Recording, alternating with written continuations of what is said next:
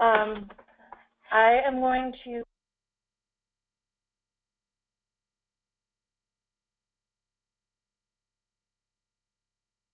the preservation and use of historic places for a better Georgia. And I'm going to start with a quick overview of some economic benefits to preservation and why we preserve in the first place.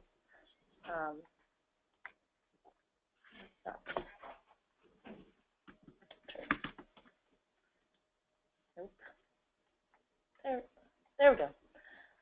All right, so why do you preserve in the first place? Historic buildings, structures, sites, they create something that people can touch, see, experience, and feel that history, audio materials, written materials can't do. So that really adds value to your community. And, excuse me, also, it's green. And in an age of sustainability, this has become really important. Saving buildings, keeping them out of landfills, reusing what you have, and again, a great economic development tool. And one of those economic development tools comes in the form of heritage tourism. Heritage tourism is one of Georgia's major industries. In fact, it's among one of the top 5 states in the nation for heritage tourism. And I'm sure all of you guys have some great resources. Hopefully you can tap into this industry. And then in 2011, Georgia did a study on how historic preservation was impacting the economic development in the state.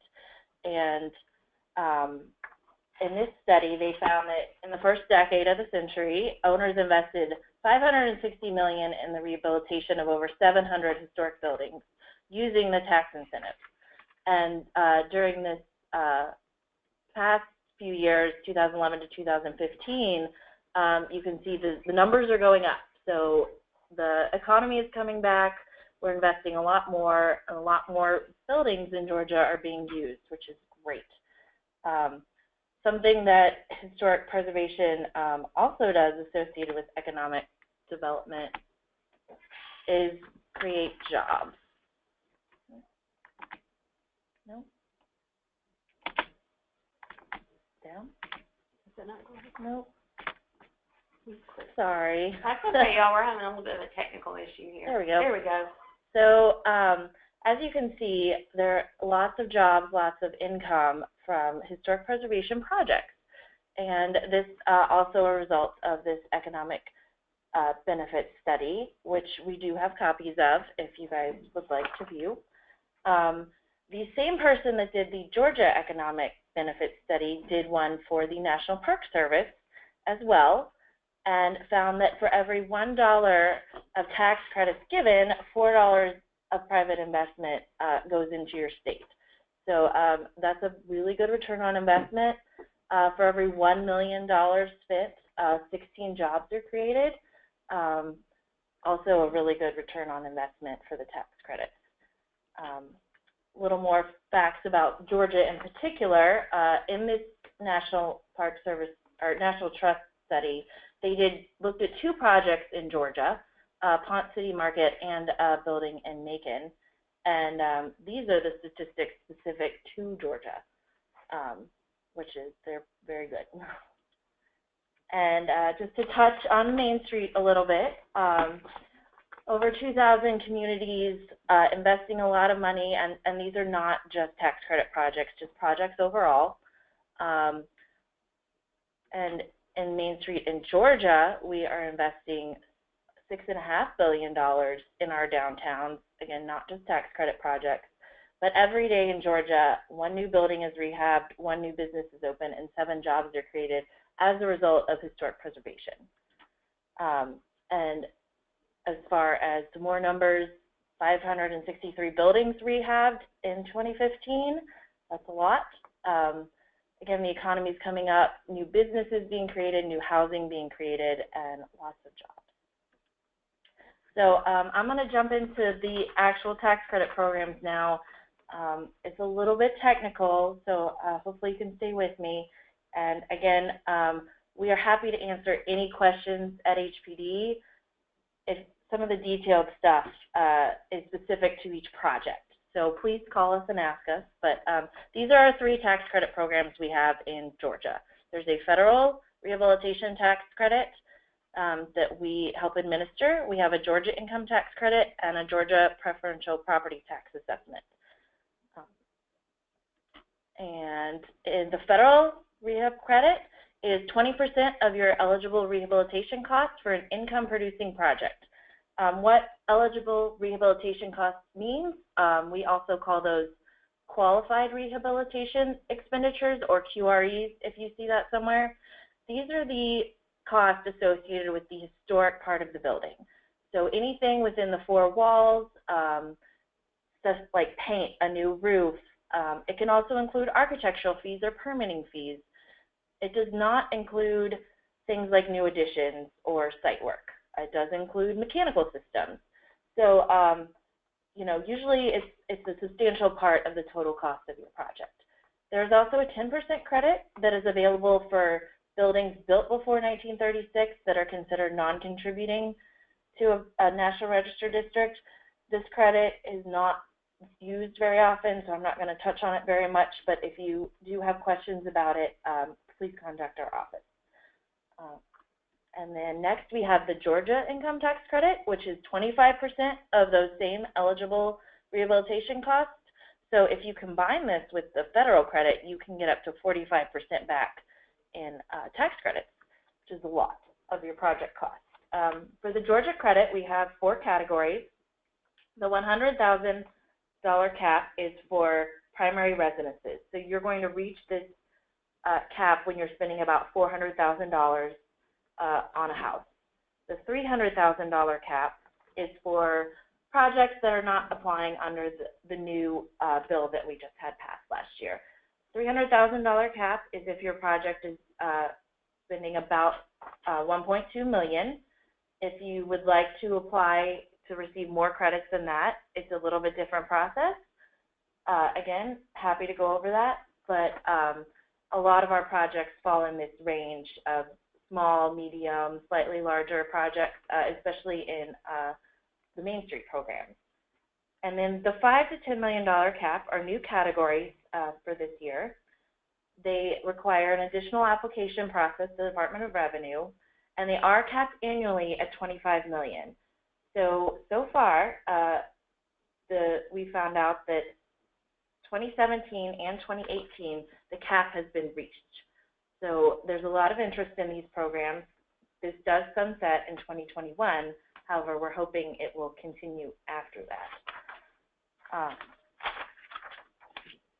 And the next program, this is also known as the property tax freeze, the short way of putting it, which freezes your property taxes for 8.5 years, and then it increases in the 9th year and then to the full value the 10th year, based on when you submit your Part A. So Georgia does accept completed projects. If you have a project that's finished, you can submit it to us, but it's up to your county tax assessor on what value they freeze your property taxes.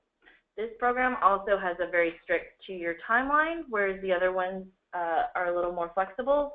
So just something to keep in mind for that program. What are the eligibility requirements for these programs? A property must be listed or eligible for the Georgia or National Register of Historic Places. If your property is considered eligible, it must be listed within 30 months of taking the credit. So just because it's eligible does not mean that you don't have to get it listed. Your project must meet the Secretary of the Interior standards for rehabilitation, which I'm going to go over those later in the presentation. You must retain ownership of the property for 3 years for Georgia credits, 5 years for the federal credits. Therefore, flipping the houses is not really an option. We're looking for people who are invested in their property and want to stick with it. And then finally, you must meet the substantial rehabilitation test, which is this table below. And this kind of lays out what you have to do improvement-wise to increase values in your building. And FMV is the fair market value. So, and the value of the building is also called the adjusted basis. So for an income-producing property for the federal credit, You must spend more than the value of the building or the adjusted basis, which is basically the fair market value minus the value of the land.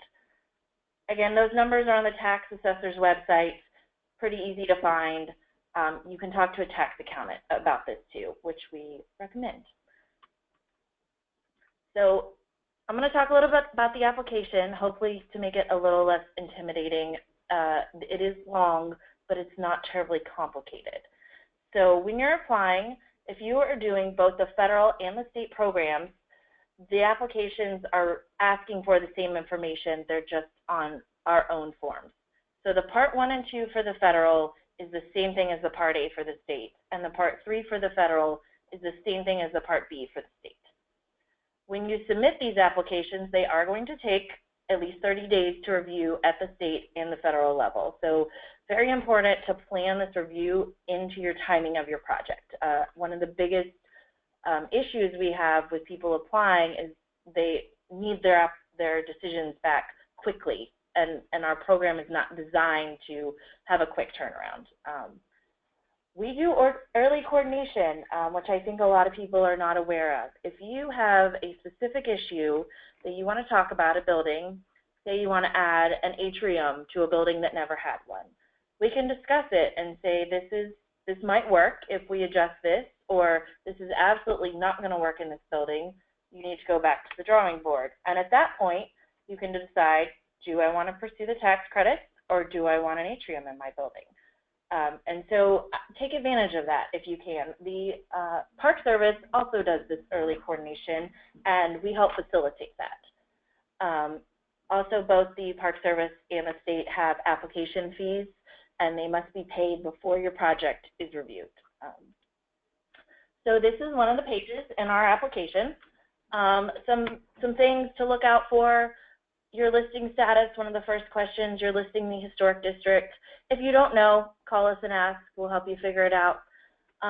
Project contact is usually a consultant or whoever you want us to contact first when we have a question. If we're missing something, we don't understand something you've written, that's who it's going to be. You can write same in one of these if the owner and the contact are the same. We must have an original signature, so we can't have a copy. And on the federal form, there's this tiny little box you have to check under the original signature that everybody misses, so heads up on that. These estimated costs, dates, they're just that, they're estimations. Give us your best, to the best of your knowledge, what it's going to be. They help us project and have those statistics of how the tax credits are doing in Georgia. Phases, if you're going to phase your project, which means you might be taking 5 years, and a phase for us is there might be a break in construction. We need to know if you're phasing your project up front. You cannot go back and change your project to a phased project later. You can go back and eliminate phases. So if you think that might be an option, just go ahead and put it down. And then the adjusted basis and fair market value, I mentioned you can find on the tax assessor, again, the best of your knowledge, what it is. That's going to help us look at your project real quick and see if there's any red flags to make sure you are going to meet the substantial rehabilitation test. 2 more sections to the state application. Physical description and statement of significance. This is the same as the Part 1 on the federal application. The statement of significance is going to be pulled directly from the National Register nomination. Pretty much you're going to tell me why this building is important, what character defining features does it have, and that should all already be in the listing. You can just go to that and almost copy and paste. And then Section 3 is the work descriptions. Here's where you really get into the details. We've created this checklist and hope it makes it easier for people to kind of, here are all the features that appear in most buildings. Are you doing any work on these? And then on the next consecutive pages, you're going to tell us about it. We want you to write the work descriptions by feature, not by room. This is going to help probably a little less work for you. Instead of explaining what you're doing to the walls, the floors, the ceilings in each room in a building, it's easier to explain what you're doing to all the walls in the building and then pointing out any specific ones that might have a different treatment. Be specific in your work descriptions. Give me everything that you know, including treatments. If you're using a specific chemical to remove lead-based paints, great, tell me. If you already know what your windows look like, be as detailed as you can. And there are references to drawings and photo numbers, and that helps me know where to go to look visually at what I'm reading in your narrative. So like I said, long application, not terribly complicated. We're happy to answer questions if you need help along the way. These are the things that accompany the application. This is a photo key up here. You have a plan of your building. It does not have to be professionally drawn. You can draw it yourself. And you take photos of every room in the building. Whether you're doing work in that room or not, we need a photo of it. And you just point us in the direction that you took the photo. Label your photos on the back and send it to us. We have to have actual photos, not photos printed on computer paper. If you have any historic photos, we love to see those too. That helps us figure out what happened to the building in recent years, what things you want to go back to. Drawings, include any drawings that you have. We need a site plan along with plans. Elevations are not necessary if you're not making any changes to the exterior of the building. If you're adding an addition, we do need elevations. Specifications for windows, for doors that you're installing, if you have those at the time. If not, you can always submit them later. If you're doing any kind of rooftop addition, a mock-up is required at the federal level, which I'll talk about what a mock-up is later. But you can also include renderings, sightline studies, and then again, any detailed drawings. If you have something like a canopy that you're adding or stair railings that we need to see what those are going to look like, that kind of thing. Also, I want to add that if you are missing something, we will call you and ask for it. It's not like we just throw your application out because it's not there. This is a quick overview of the process, how the whole application process works. You submit your preliminary application to HPD. We're going to review it. We're going to return it to you. If it has conditions, that's fine. Most projects do. Your conditions might be something like you need to repair these windows instead of replacing them, or this wall that you were going to take out needs to be a cased opening instead of removing the entire wall. So just those might be on your project. You just comply with them and your project is fine. When your application is returned to you, you will turn it into the appropriate entities, which means you should take your Part A for the freeze to the county tax assessor. Your property taxes will not be frozen until you do that. And then now we are turning Part A for the credit into the Department of Revenue at this time. And so then you'll get to work on your project. If you have any changes, please send us an amendment, talk to us, let us know what's going on. If an issue comes up, we'll figure out how to deal with it so that your project, we don't have any surprises at the end. When you're done, you're going to send in the Part B, which is a lot shorter than the Part A, mostly requires photos. We're going to review it again 30 days, send it back to you, and again, you turn in the Part B to the same entities as the Part A. I want to touch a little bit on National Register and period of significance. This is important for us evaluating your project. This can be found on the National Register nomination, and it's a date range. So, for example, Savannah, their period of significance is from the late 1700s up till 1934. And so anything that happened during this time, we're going to consider important, and it needs to be retained. You can see in the picture on the right that there's some drop ceiling and some wood paneling that's been removed. That was outside of the period of significance. If the period of significance had gone through the 70s, that might be required to be retained.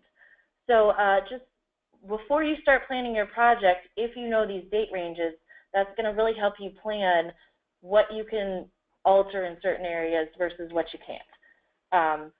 And so just another quick example. You can see on the left here, this porch looks historic, but it was outside the period of significance, and they wanted to take it off and return it to a porch, so they were able to do that.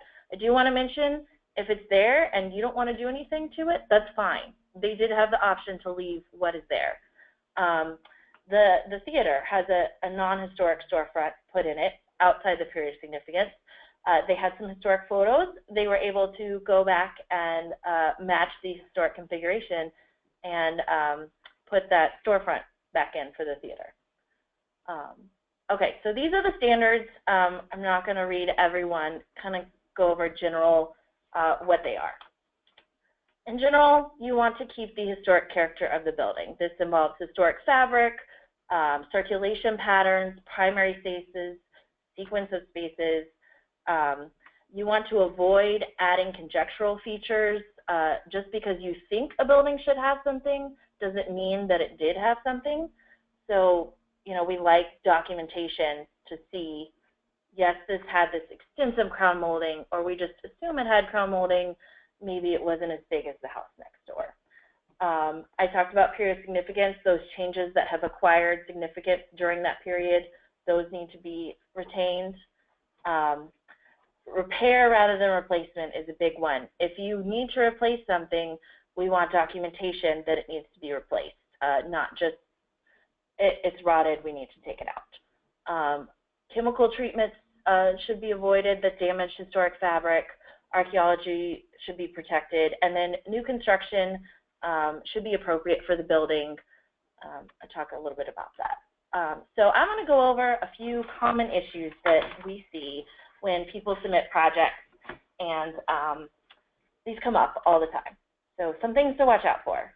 Repair versus replacement. As you can see in this house up here, they are replacing pieces, not the whole thing. Wholesale replacement is usually not something we want to look at. You want to retain as much historic fabric as possible. Therefore, replacing pieces, down in these windows here on the bottom left, you can replace pieces of a sash instead of replacing the whole window. And that actually will save you a lot of strife, because getting a new window to replace a historic window is quite the process.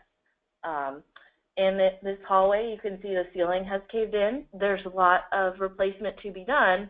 However, if you look at the floors, they might be able to save half of those. And we would like to see those reused. So saving as much as you can and replacing the minimal. I do want to point out plaster. This is a big issue. A lot of people like this look here with the plaster and the brick. They want to leave it that way. You're not allowed to do that in the tax program, which is unfortunate. There's a certain threshold, which I can't really put a number on, of the amount of plaster that has to be missing before it's okay for you just to remove the rest of it. But in general, we are going to ask you to repair this plaster and make it a finished wall. You do not have to repair it with plaster. Sheetrock or gypsum board is an acceptable substitute to repair plaster finishes. Missing features. This comes up a lot if your project has is missing something. A lot of times you find it through physical evidence. Like on the left here, you can see where that porch was. They happen to have a historic photo, which is excellent. You know exactly what it looked like. You can get your architect, draw something up, and go right back with that. On this house on the left, their porch is missing, but they don't have a historic photo. So we're looking to go back with something that's of the period, a simple rendition. And then I want to point out, we mentioned Ponce City Market before. They have this nice sign on their building, which was missing at the time. Because they had a sign, they were allowed to go back with the sign, but you're able to make it your own. So they used a similar style with the neon lights. It's similar sizing, shape, but you know, they're able to put back something that works with their project rather than exactly the Sears and Roebuck sign that was there before. And demolition, this is another big issue, because once you remove the historic fabric, it's gone. You can't get it back. In the top left here, it's kind of hard to see, but there is a building on the right and a building on the left, and they're very close to each other. This property owner wants to demolish the building on the right so that the building on the left can be seen.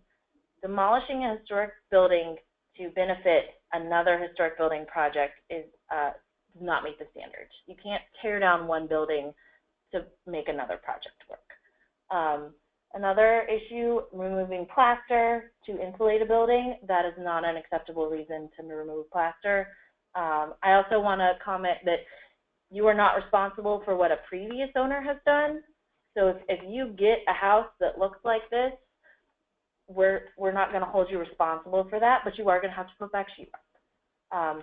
Another big issue we run into is people wanting to remove walls. We're not against removing walls, but we don't want you to remove the whole wall. So in the little drawing down here, you can see that there's a big difference in removing the entire dividing wall versus just opening part of it. You really retain those spaces, and you can read when you walk into the building that it was 3 storefronts. In this picture here on the right bottom, this is a project that removed the entire back wall of the house and then added an addition. And it's really hard to read that there was a wall there originally, and they could have done a cased opening instead, had it drop down from the ceiling a little bit more, come out from the sides, and then you would have been able to read that space better. So it's more about reading the spaces and getting a better solution than just removing the entire wall. Windows, these are always really tricky issue. If you are going to replace historic windows, there's going to be a lot you're going to have to go through. We are looking at details down to the 16th and 18th of an inch. It's a process. You can see on the right, or the left here, excuse me, these 2 windows. The bottom one is a replacement. Just looking at them, you can see they don't look the same. And we want your window to look the same. So on the next picture over, this is the Claremont Hotel in downtown Atlanta. And the upper white window is the historic window, and they put in 3 mock-ups of windows that were close. If you look at the green window, it's a little hard to see because it's dark, but it's pretty close in profile. And then when you get to the drawings, there was a couple things. We can adjust this measurement here, make it a little bigger. We can take out the screen line and get rid of a profile line, and it makes a much better match. And then on the top 2 drawings are the sections we're looking for in a window. We need horizontal and vertical sections. We want to see how it fits into a wall. But you can see on this window down here, the mutton profile is this triangular thing, and they're holding up a mutton profile that they proposed. And you can see how different it is. And in the drawing, you know, the red triangle shows the difference. And so we're matching that. We want that to match. I also want to point out in insulated glass, what you can do, you need a spacer bar in between the 2 glasses that matches the width of your mutton. Storefronts. We see a lot of replacement storefronts. A lot of them are gone. If you are in a city like Augusta, whose historic district goes through 64, you are going to have to keep your 1960s storefront. But if you're in Savannah, you can get rid of that storefront. So if it's missing, and you don't have a picture, like the bottom, you see they were able to get that picture and go back with what it looks like historically. On the top, they don't have a picture. They do something appropriate for the time period of the building. Sometimes those details come from surrounding buildings. What did their storefronts look like? Sometimes they come from just historic architectural styles. But it needs to have all the elements of a storefront, which you can see here. Signboards, transoms, the bulkhead at the bottom, usually wood. Sometimes they're recessed, sometimes they're not. I do want to say that when most people do demolition on a storefront that's not historic, they find evidence of what the historic storefront looks like. It might be ghost marks in the ceiling or ghost marks in the floor. And a lot of times that's enough to say, oh, it had a recessed entry, it had a flat entry, and you can see at the top their transom has kind of been covered up, but they were able to remove it and then fix the storefronts at the bottom to match this drawing here. Rooftop additions. Everybody wants a great rooftop deck. They're really hard on buildings that are less than 4 stories, I have to say. You can see here a couple of bad examples where they're really visible. Our requirements for rooftop additions are they need to be set way back, they need to be minimally visible, and have a low impact on the building. This building here is 1 story, and you can see in the red circle, they are doing a mock-up. They have some people standing there with 2x4s, some caution tape, and showing how tall their rooftop addition is going to be, so you can walk around the building and take pictures, which is what this map is on the left or the right. And you're gonna go a few blocks and take pictures and say, okay, how visible is this rooftop addition from the surrounding area? Your community might have some hills, and if your rooftop is at the bottom of a hill, it might be really visible from a block away. So just taking a picture from across the street is not quite going to do it. And you can see at the top how far this addition is set back. It's more than 60 feet. Also, rooftop decks, not as impactful because they don't necessarily have a structure, but the railings can be seen. So those railings also need to be set back from the front, minimally visible, probably painted a dark color. That helps them fade away. Loading door infill is a big one we're seeing lately. Loading door infill needs to either look like the historic loading door or represent a void. And so in this example, we have loading doors that look like the historic loading doors. You can replace solid panels with glass if you want more visibility. So on the top, they have done completely glass loading doors that have the same configuration as this one here on the left. On the bottom, you can see they have a great picture. They've replaced them all with glass, but they've also added a people-sized door in their fixed loading door. So the door's fixed, and they've added a person-sized door. And we can work with you on that. There's always a way to get the size opening you need within the configuration that you have. These are examples of as a void. It's a lot of glass, minimal framing or butt glazing, and then painted dark. Or you can use totally solid panels if you don't want that kind of access. When you have doors, if you can fix them open or fix them closed, that's always a great option. And you're going to recess your glass or your storefront far back in the opening to help create that sense of a void. Maintaining industrial character, we've seen a lot of mill projects lately or warehouse type projects, and something we want people to understand is it's important to maintain that industrial character even if you're turning it into a residential property. We don't want to see a lot of residential products that you would see on a normal house. We're looking at industrial hardware, industrial finishes, especially on the exterior landscaping. This drawing has a lot of trees, and you can see on this postcard from below that a mill would not have that kind of landscaping. So you got to pull the trees to the edges. I know a lot of these projects require a certain amount of trees to be planted. So we're looking to pull those to the edges of the property. We're looking for more hardscape than greenery. You can see in this courtyard here how they kept some of the features that were already there, but then filled them in for some landscaping. So when we say retain the industrial character, these are the elements that we're looking for. And new construction, most of our projects have some new construction on them. Your new construction needs to be compatible in massing, size, and scale with the building. It also needs to be differentiated from the building. So in the bottom left, you can see that the addition on the right side, the brick is different. The window configuration is slightly different, even though it mimics what was there. So it's compatible but different.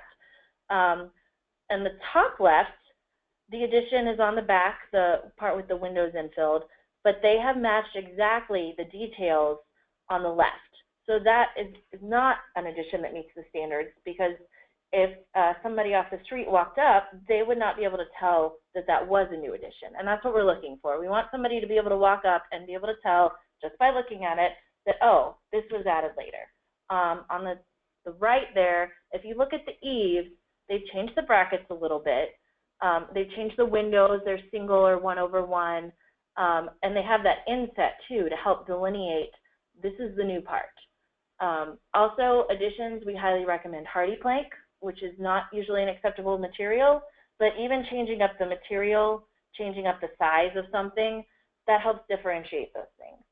On this picture on the bottom, you are looking at an addition, although you can't tell. It's got the same cedar shake on the entire house. It's got eaves that match. It's got windows that match. We deny projects when their additions match so completely that you can't differentiate, and it's often on the inside and the outside. So we know you want to match your trim and you want to match your windows, and in fact, a lot of local design boards want you to match that, and that is not something we approve. So getting in early with us is helpful. A lot of times it's something simple. Make your windows bigger, or do a double window when all the rest of your windows are single. It's workable, but not an exact match. And then systems. Everybody needs new systems. A lot of people need sprinklers. What do you do when you have a great historic ceiling? Well, you expose them, but as you can see on the examples on the right, sometimes that's not the best option. We want people to be aware of where their systems are coming in and out of their ceilings, what they're going to look like when they're installed. Keep them away from the windows, keep them close to the ceiling. Add soffits if you can, especially in finished spaces. In raw industrial spaces, it's not a big deal. In finished spaces, if you can hide those systems, that's a better solution. If you look at this picture with the yellow columns, you can see that they didn't hide their systems, but they kept the sprinklers close to the beams, kept them on the beams so they didn't interrupt the pattern of the ceiling, and painted them white so they blended in. In the top right, they've hidden their air vent within the decorative ceiling, and it totally fades away, especially when you're farther away from it. So looking for creative solutions is always our goal. And this drawing down at the bottom right is the best way for a house. Crawl space and attics are the best way to add HVAC to a historic house. So here are some resources you can use. We use these resources at HPD to help us define why we're making a decision one way or the other, the best treatment practices, examples, picture examples, and then you can always call us or email us. Like Lee said, we offer technical assistance, so even if you have a project that's not a tax project and you want to know what do we do for this, we're happy to help give you some guidance there. And so here is my contact info, and I have two other ladies that help work with me in the tax program that you can also contact.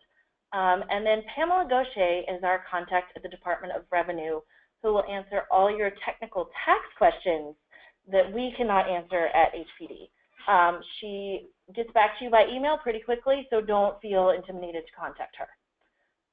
And that's it. So that wasn't too long. That was great. Thank you, Rachel. I mean, very informative. I learned a lot of new things, and I really liked that you stressed so much about materials. You know, tax credits are something that so many of our managers have been working on and trying to become better aware and better educated to help folks in their downtown. I had a question that I wanted to start off with about finding a good consultant and what the right fit is, and if you could talk a little bit just about your consultants directory on your website and general, when you think a consultant should help and when that's best for the project. We do have a consultants directory on our website. It is not, the directory is made up of people who have submitted their stuff to us, and we verify that they are historic preservation professionals. If you call and ask, we can tell you if they've done successful projects or not. We can't recommend a specific person. I would highly recommend talking to local nonprofits, even if you're a few cities away. They're really good at knowing who are good people in their area, from consultants, even down to who's a good window repairman. They're good people to talk to. You had more to that question. Well, I think that's a great idea to remember the nonprofits, you know, especially Historic Macon, Historic Columbus, Historic Augusta. So many of our good statewide nonprofits have really been supporting the tax credits. Historic Savannah, I mean, a lot of people don't realize Chatham County alone what gives us like 40% of our applications a year. So there is help out there, and I don't want anybody to ever feel like they don't have an opportunity. If you're concerned about a certain project, reach out to Rachel or one of the staff and let her know what your concerns are about that project, and she can help you identify some great resources. Go ahead. Sorry, Rachel. With your consultant, make sure that they're giving you advice and continue to talk to you. We have run into some where they just fill out the paperwork and leave it at that. That's not helpful to you. We want them to be giving you advice, or at least calling us and asking advice. We're going to be calling to ask them questions. It should be a continue talking. They shouldn't just drop you off at the project and then come back at the end and there be this, oh, well, why did you do that? And we said we were going to do this. So don't lose that communication. Great. I think that's a great point. So we have a question. Well, we have a couple questions. We'll start. Can you explain the strict 2-year timeline for the tax freeze program? Yeah, the tax freeze is set up to be turned in to your county tax assessor in 24 months. So you have to finish your project in 2 years. And it's based on when you turn your Part A into the county tax assessor. So not necessarily the date you put on the application, because you might not start on that day. It's fine. Turn it into your county tax assessor. One thing I do have to say about that is some counties are more strict than others. They will call us and ask, have you seen a Part B for this project? It's been 2 years. And some counties never check. Now, I don't know if when you go turn it in 2.5 years later, if they're going to say something to you or not, but they will unfreeze your taxes and recapture the ones that you didn't pay if you don't get your Part B in. So great. And we work with people on that. Sometimes people are like, we are almost finished, and we hit that 2-year mark.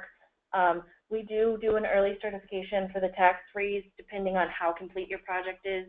It's an option. So if you're coming up against that 2-year deadline and you're not done, call us, and we'll help you figure out what we can do to make sure that you don't have to recapture those. Thanks, Rachel. We have another question. Can nonprofits utilize tax credits for building rehabilitation projects? Yes, they can. It's a little bit complicated. I would say the best example we have is Historic Macon. They have a revolving fund. There is a line in the statute that says that nonprofits can turn around and sell those tax credits to their new homeowner. However, sometimes it involves partnering with another entity where you guys help do the tax credit and your tax-paying entity that you've partnered with ends up taking those credits. In the new tax law, there is a stipulation for a one-time transfer of the tax credits. And I'm not sure how that's going to work with nonprofits. If a nonprofit can solely do a project and then transfer those tax credits to a paying entity, that would be something to talk to either DOR or a tax accountant about. Great, thank you. One question that I know comes up continually is about historic plaster. And a lot of times our Main Street managers, the first thing that a business owner wants to do is come into a space and knock the historic plaster off the wall to get the bare brick walls. And I think it's been interesting over the years to see you know, how we work with folks to explain the reason that that place would not have had a bare exposed wall. Maybe you can talk a little bit about plaster and how to meet some of these concerns of, you know, growing businesses in downtowns who really want that look. Our main reasoning is that if this space was a traditionally finished space, which if you walk into a retail store in the late 1800s, they would have had plaster on the wall. They wouldn't have liked that raw brick that's not polished, that's not professional. So we want to maintain that feeling of a finished space, which is why we require that the plaster stay on the walls or be repaired with another material. If you walk into a warehouse space, it was always meant to be those bare brick walls, and because they didn't care what it looked like on the inside, this was not something that the public was regularly going into. And that is why it's okay in the warehouse space. The only time it's okay in a retail space is when that is the condition you got the building in, you were allowed to leave it. Otherwise, you need to return it to a finished space.